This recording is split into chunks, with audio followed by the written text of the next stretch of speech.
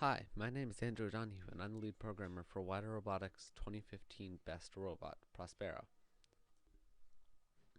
This is the outer view of our wheel control, which has our two joysticks for our tank drive and a button to half speed the robot, as the half speed button name implies. If we go inside the subsystem, we can see our two dead bands, our latch, and our wheel speed change, plus the -1 to stop the robot from going in circles. The reason that we did our own deadband can be displayed in this model. If we were to take this variable input and run it to 127, the -10 to +10 deadband will take the 127 here and cut out 10 of it. Or if we were to put it to -127, it'll also cut out 10.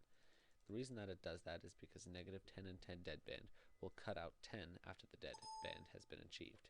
We can look at our deadband here. When looking inside the mask, you'll be able to see our system here, which goes to a MATLAB function. MATLAB function will compare the middle input and then the a and b variable. If m is greater than or equal to a, then y will equal m. If m is less than or equal to b, then y will equal b. Otherwise, y equals 0. This is our wheel speed change system. If you click on it, it'll give you instructions on how to use it. Currently, we have it set up for a half speed function.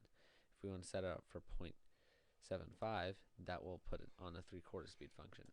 Or if we want to run at 99% instead of 100, we can run at 0.99, or even more than that if we want to, considering there's no end to how many digits you can put in there.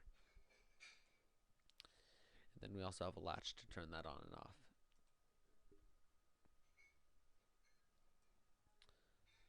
Our grabber control for the wrist control of the grabber.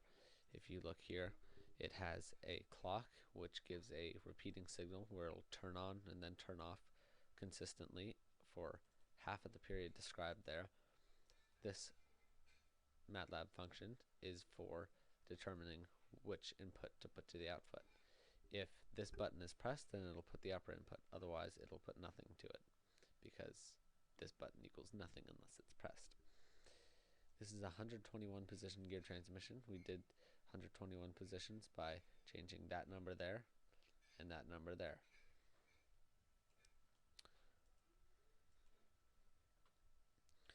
This is the system that the gear transmission changes. The gear transmission puts out either 1 to 121 depending on how it's changed. So if it's equal to or greater than 1 and less than or equal to 121, then y equals -61 plus u. So -61 plus 1 as u will equal -60. -61 plus 121 will equal +60. This is the old system, which used about 250 lines of code over the about 7 lines of code system that we have now. This is our clock control system. If you look inside the subsystem, it has a latch and a clock control system code, as the name implies. If u equals 1, then y equals -60. Otherwise, y will equal 30 degrees. If you press the latch again, it'll go back to 0, or back to -60. This is our arm control. This system is done with a homemade block, which will use our two limit switch path selectors for our upper button, lower button values, which determines whether or not it should do the limit switch value or the upper button value.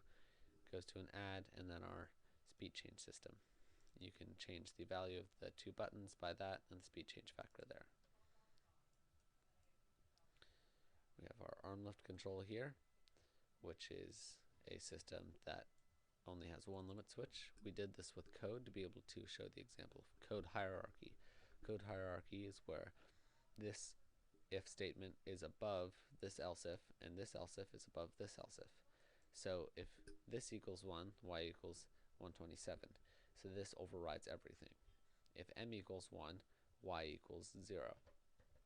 If d equals 1, y equals -127. But if m, which is the limit switch, equals 1, that will override d and make it 0. Otherwise, if nothing is happening, y will equal 0. Then we have our feet per minute calculator. This will give you, off of the radius in RPM, your diameter, circumference, inches per minute, feet per minute, and feet per second. This is done with 3 product blocks and a division block in our 2 inputs, and our 2 variable inputs, those A and B inputs that you saw there, and any of the A and B or X inputs that you saw anywhere else are adjusted in here with our radius A and our RPM B.